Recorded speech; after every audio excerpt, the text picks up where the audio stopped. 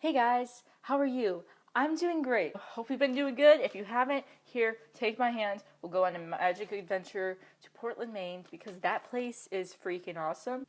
Alright, before we go on, you need to be aware of what a cringe attack is. You may know, and if you don't know, you probably still had one, but you just don't know there's terminology for it. So, a cringe attack is when you have like a flashback of something embarrassing and then you just kind of sit there like, and you're mad at yourself because it was so embarrassing. You won't let yourself live that down. You're gonna see me have lots of cringe attacks in this video because I'm gonna be reliving a bunch of moments I would rather not relive. So if you see me doing either or,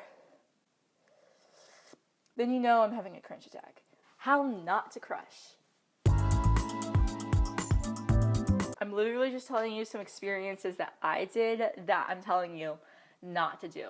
Just don't do stuff like, don't make a picture, draw a picture of them and then being like, I drew this for you, my sweet. Like, remember when Rainbow Loom was like bomb?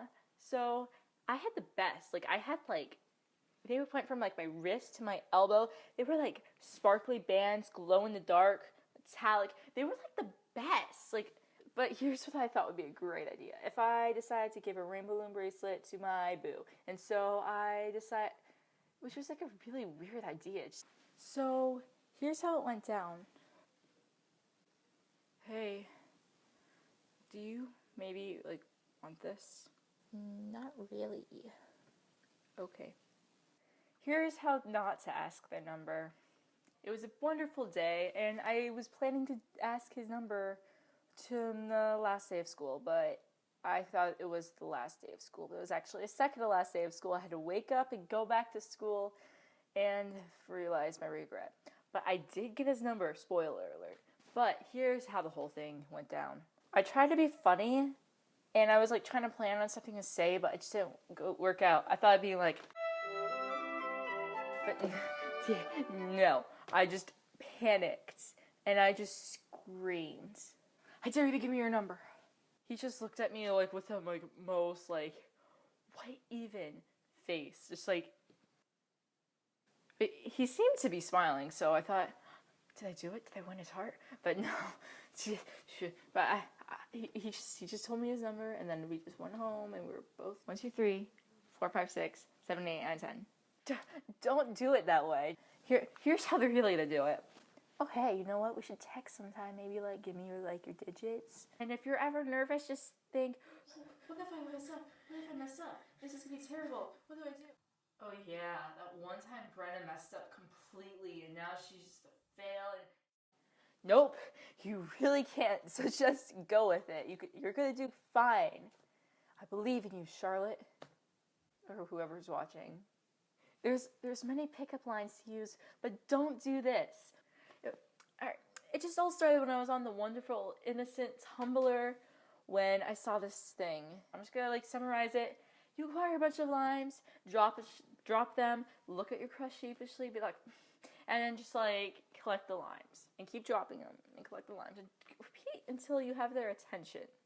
Then you just look at them and say, sorry, I'm bad at pink limes. But no, I tried this and it probably would have worked, but there were a lot of things that were happening. I actually had a plan. I was gonna go into his health class and just do it then. But I planned even more carefully than you think. The day before, I left a book there in that class, so I had a reason to come in and be like, can I just get my book? I left it in here yesterday. Here's what was happening. This teacher has quizzes once a week. Before these quizzes, she gives us all the time in the world to study. She just gives us time before the test. You know how you have teachers who are like, you have exactly 2 minutes to study for the test. She gave us 20. I'm not even exaggerating. We had all the time in the world. You know, most of you aren't going to be studying, are you? You're going to be talking to your friend. That's what was happening. And this was a fairly large class. And everyone was really loud. So when I walked in and asked to go get my book, no one even noticed that I walked in the room. I thought, okay, well, maybe if I just go get my book, which was in the back of the classroom. So that would have to work, right? I walk in the back of the classroom. I have a bag of limes in my hand. They would notice me. And so then I'm in the back of the classroom. And still, no one is even acknowledging my existence. I take the bag and I dump it. Be free, limes. I did it, and I went through it. The limes like rolled like at a radius of 2 feet away from me. Only one kid noticed. The one kid noticed, and he's just like looking at me. This kid was so chill. He wasn't even questioning why I had limes with me. Maybe he thought it was just like my lunch. But I obnoxiously got on my knees and started picking up these limes. And still, no one even noticed, except for that one kid. And so I'm like, well, now what? And so I contemplated about doing it again, but I just didn't. I just grabbed my book and left. See ya, guys. That was great. If you try this, try it at your own risk. And if you do, make a big scene about it. Just like go in the center of the classroom and dump the limes everywhere on the desks. Do it. If you're going to do it, go all in. Whoa. That was so cool, though. It was kind of funny. So laugh at that story.